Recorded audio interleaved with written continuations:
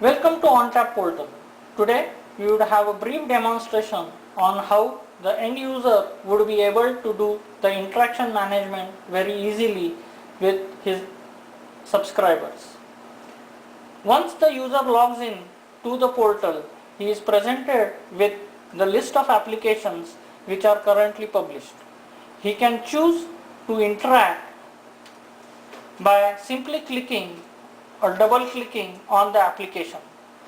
He is presented with three categories: need attention, responded, and closed or terminated. Closed or terminated indicates that the user has already provided the response and the workflow has terminated. Responded indicates that the user has provided the response and now is waiting on the device user to reciprocate back. Need attention is the place where the user would need to provide his or her feedback. The user can choose to view the details that are received from the device.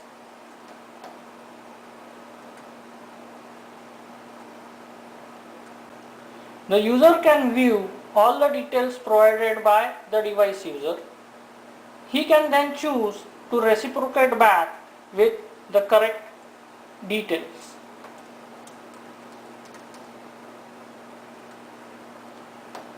That's it, and that's that. Reciprocating to the end user is really very simple.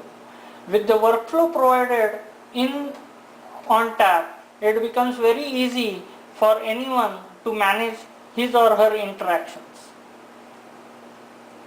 On the dashboard, the user is also presented with published to and received to details. This basically indicates to how many users the application has been published and how many users has actually received the application.